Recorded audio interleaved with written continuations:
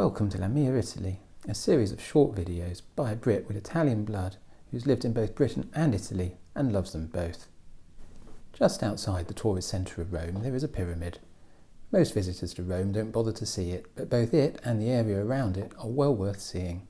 In fact, I found it a surprisingly emotional experience. The pyramid of Gaius Cestius was built as his tomb a little over 2,000 years ago. We don't know why he chose a pyramid, but assume he had some sort of connection to Egypt, or possibly Nubia to the south, which had pyramids with steeper sides than the pyramids of Giza, which are so famous. Personally, and from bitter experience, I think the builders got it wrong, and the trouble with building a pyramid is once you start it wrongly, it's very hard to fix. I don't think the pharaoh Sneferu intended to build the so-called bent pyramid either. The most sobering thing about the pyramid of Cestius is the thought that we are closer in time to Cestius than he was to the great pyramids of Egypt, which were built more than 2,500 years before Cestius's time. We tend to lump it all together as antiquity, but the pyramids were old, even to the Romans, and you can understand why they were probably as fascinated by them as we are today. There isn't a great deal to see at the pyramid itself. There is a small burial chamber inside it, which was looted in antiquity. If you are super well organised and book tickets miles in advance, you can go inside. Full disclosure, I haven't. Next to the pyramid is the Gate of St. Paul, Porta San Paolo. It's very well preserved, although it has become separated from the walls, probably for traffic reasons, and looks a bit like a miniature castle. A battle was fought around it in 1943 between the Italian and German armies immediately after the Italian armistice in the Second World War. The Germans defeated their former allies and Rome was occupied by the Nazis soon after. Just as odd as a pyramid in Rome is a huge mound made up of ancient Roman amphora, which is Monte Testaccio. It is literally made of broken pots from the nearby port on the River Tiber. It looks like Roman ships carried things like olive oil in amphora, and it probably wasn't worth reusing them, so they were deposited here. I was going to say dumped, but it was done in an ordered way with terraces to use the space as efficiently as possible.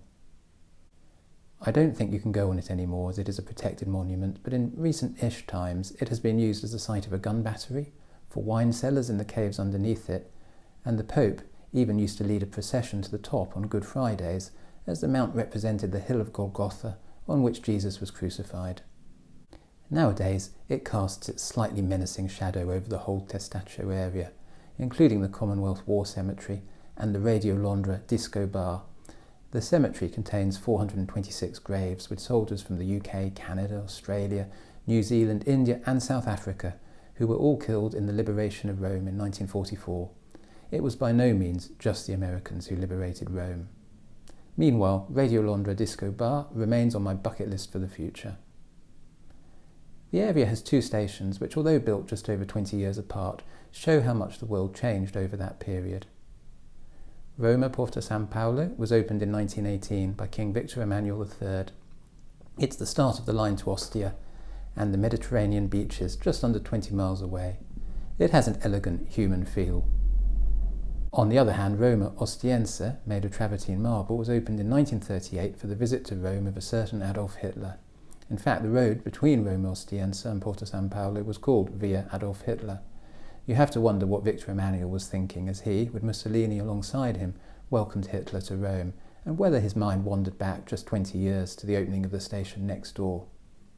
This station used to be well known to tourists as the railway line from Fiumicino Airport used to finish here, condemning visitors to a long slog carrying luggage to the metro station.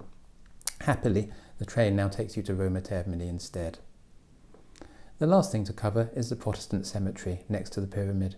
First of all, its proper name is Il Cimitero Cattolico, as it is the resting place for non-Catholics. I don't think the communist theory Gramsci was a Protestant, at least not in that sense. You will also find here the graves of Keats, whose name was written in water, as his tombstone says, as well as Shelley. It took me ages to get round to visiting the cemetery, as it didn't really appeal to me at first. However, I'm very glad I did, and I found the visit to be surprisingly moving. Perhaps it was the feeling of these people being outsiders, which they literally were, being buried outside the city walls. It also has a British feel to it, with many graves being those of people on the Grand Tour who never made it home. It also helps that it's not crowded and is genuinely quiet and contemplative. On a different day, I might even have found it extravagant or mawkish, over the top. but it's the dog on the tomb of Devereux Plantagenet Coburn which did it for me. I like this area, which has the mix of modern Roman life and history. This picture best sums it up, with the cafe, local character, all under the tip of the old Pyramid of Rome. I hope you found this interesting. I'll be doing more videos like this about Italy, so please feel free to subscribe. In the meantime, in bocca al lupo, and I'll see you soon.